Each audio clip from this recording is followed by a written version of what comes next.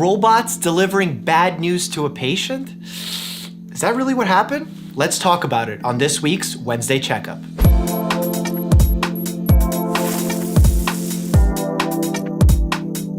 Earlier this week, you guys tagged me in a story on Twitter. You sent it to my DMs about a family that was complaining about Kaiser Permanente Hospital in Fremont, California, where their family member was given bad news by what they perceived to be a robot. I did these at the wrong time. The story goes as follows, and again, this is not gonna be 100% factually accurate because I didn't speak to the family. I'm reading reports from various news agencies, and we know how those can be inaccurate at times. Also, Kaiser Permanente, the hospital system itself, released a statement, but the report itself was limited on information, and rightfully so, because that patient privacy HIPAA law that we always talk about. Basically what happened was there's a family that went to the Kaiser Permanente Hospital with one of their elderly family members who was diagnosed with COPD. It was very advanced COPD. There have been many hospitalizations in the past. The patient was brought to the intensive care unit where he was being cared for, seen by in-person doctors, nurses, given an initial diagnosis. At some point, most of the family left for the night to get some rest, but one of the family members ended up sticking around. In the midst of this night, I don't know at what point of the night this happened in, a robot or a machine, however you want to call it, that had a video connection to a doctor sitting at the other end of wherever this machine connects to, with a headset on, was giving the results of the scan that came in. This doctor came on, said that the scan results did not look good. There was basically no lung tissue left. That comfort care was likely to be the only option. The family member was actually trying to translate all these details to her grandfather because he had trouble hearing. It didn't look like the interaction was happening smoothly. There was also a nurse in the room, but I did not see the nurse have any kind of engagement or interaction with the patient or the family while the doctor was making the conversation via the video conference. So after this event happened, the rest of the family rushed back at the request of the granddaughter. They found out that based on this conversation, their family member was dying and had only hours or days to live. And they were very unhappy because the news of this terminal illness, diagnosis, and comfort care treatment plan was given by a human, but through a piece of technology where it didn't feel human. And I think that's a really important distinction that we're going to talk about throughout the rest of this video. The family went on to contact some media, letting them know they were unhappy with the treatment that they received. They didn't feel like it was compassionate care, and media ran with this story. I mean, talking about robots, healthcare, victim. There was just like all the trending things that are needed for a story to go viral were all there. Then Kaiser Permanente, the hospital system, put out a release saying they were unhappy with the coverage that this was getting.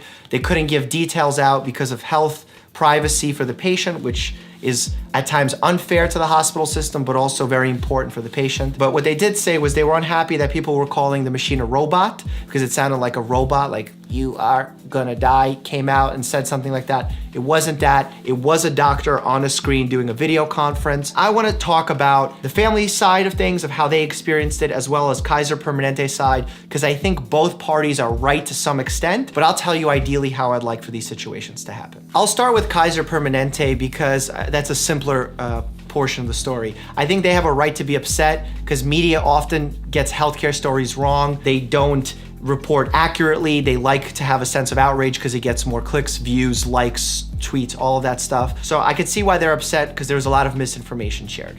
Now, from the family side of things, there are certain situations that require a human touch in medicine, and life or death conversations certainly falls into that subset. If I'm gonna be giving life-changing news, I want that person sitting in front of me. Now, they can choose to not do that, but ideally, this is how you should handle these moments as a physician. This is the way we're trained to do it. Because there are some subtleties that a video conference or a telephone can't pick up. You can't pick up if it's smelling in the room. You can't pick up sounds. You can't pick up subtle gestures and facial expressions or body movements that the patient's making. It's a suboptimal approach that should be used in extenuating circumstances. And based on my limited knowledge of the situation, I don't think this was an extenuating circumstance. I also don't know how much the family knew beforehand. Telemedicine is just not the way we start a comfort care discussion. And it may have been, brought up in the past, but it was clear in this video that the doctor was instituting or starting to institute comfort care, asking the patient what they wanted without the patient fully grasping the concept and without the family members present. To me, it even makes little sense why the teleconference machine had to be there at night. Could have the scan results waited till morning when the doctor came in person or when the family members were gonna be present? If it couldn't wait,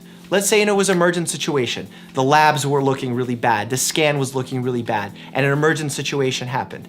A, the entire family should be contacted because the change of status was about to happen. B, the nurse should go in and discuss that with either the family member or the patient or both and tell them that because of this sudden change of status, they're gonna get the video teleconference machine to have this intimate discussion with the patient. That's not ideal, but because this happened late at night, it's a rural center, they don't have a doctor, this is the only way to make it happen. I could understand that.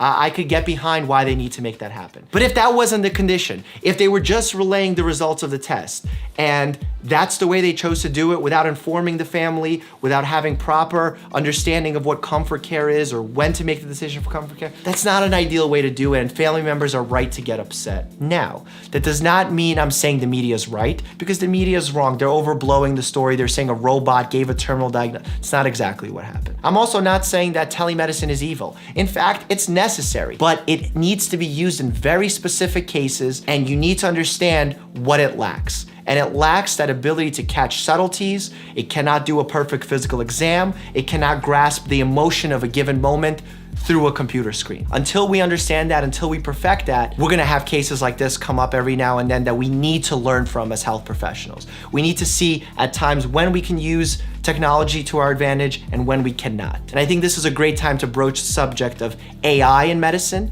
because I feel like doctors will never be replaced by AI. Humans trust another human sitting in front of them. Even if they're less likely to be accurate than the machine, we still want a human, because a human can understand our emotions. And humans, we're imperfect creatures. That's why medicine is as much art as it is a science, because the art is understanding the human in front of you. Understanding that they may have emotions that's causing them to misunderstand the situation. Having emotions that's gonna make them incorrectly follow a treatment plan.